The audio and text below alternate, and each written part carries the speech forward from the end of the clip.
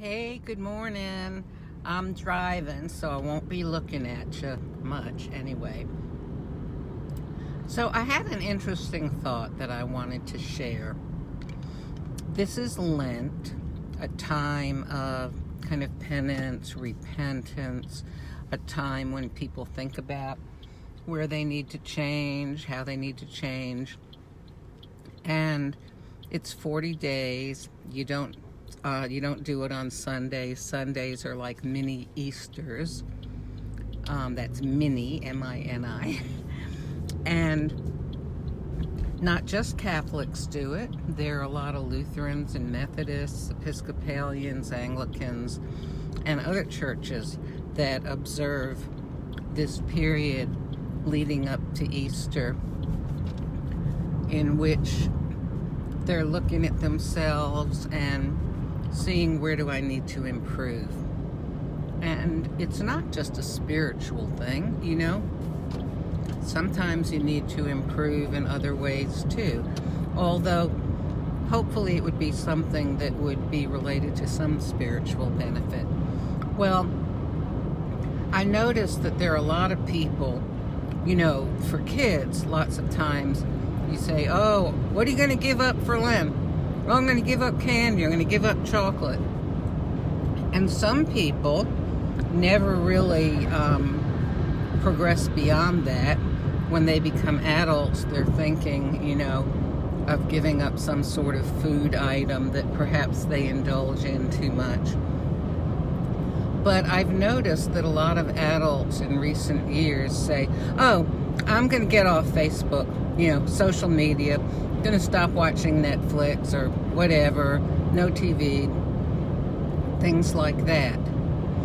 Well, I wanted to suggest that maybe giving up social media, or even, you know, something like Netflix, can be the adult equivalent of the child giving up candy or chocolate.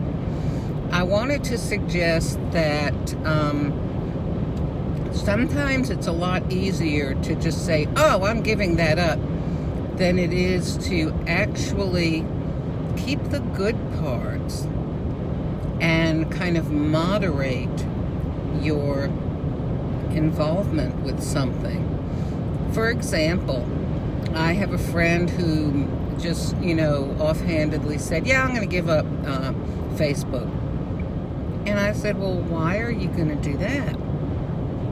Well, you know, sometimes I'm just scrolling and wasting time. And I said, but you always share these really significant things on Facebook. I think that, you know, you will actually be taking away from the people who read your posts. You know, people will say, well, gee whiz, what happened to them? You know, where'd they disappear to? Maybe you should just give up scrolling around and wasting time on Facebook. And we discussed the whole idea that it's a lot easier to just wholesale say, oh, you know, I'm going to give up the whole thing, than it is to actually figure out where is in this case, the need for discipline and using good common sense and being a good steward of your time and your thought life. You know, how does that fit in? Maybe that's what needs to happen rather than just totally giving something up. I remember I once talked with a very, very wise person. He happened to be a priest. Don't hold that against him. And I said, you know, for a number of years, I've been avoiding certain situations because I see so many people getting involved in these situations, and it ends up leading to sin. And, you know, I don't want that to happen to me. But I've kind of been thinking maybe I need to be able to go into the situation but not get into sin. In other words, it's not a sinful situation. It's just it could be a temptation to do things that I shouldn't do. And maybe I need to kind of grow up and be able to be there, but not go too far. And he said to me that was really a very mature thought about it, because it is so easy to avoid sin or avoid going too far by completely avoiding a situation. But as adults, as human beings, really, as Christians, as really any religion, or just as people, whether you're religious in any way or not, I believe that we are all called to try to better ourselves, become the best that we can be on an ongoing basis. And very often that requires thinking about what we're doing and why we're doing it. If your child is giving up chocolate, well, yeah, I mean, it's good to learn self-discipline, okay? And children need to learn that.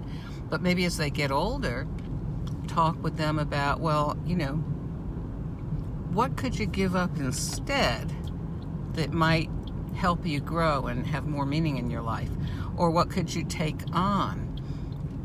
It may seem silly, but like for me, I always start out Lent with these grand intentions. I'm going to do this, big Lenten, like meditation program or whatever.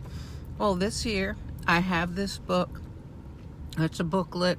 I've shared it on my Facebook page. It's called Living Lent with Laughter and Love. Very engaging to me. And it makes me think. It really does. It makes me think about a lot of stuff. And I've shared some of it on my Facebook page. I make an effort to share with other people about what I'm reading and learning and thinking about. I think I may be able to stick with this one. And you may say, gee whiz, you're so old. And that's as far as you've gotten with Lent. We all have different areas we need to work on. So maybe for Lent, think in terms of not giving up or taking on.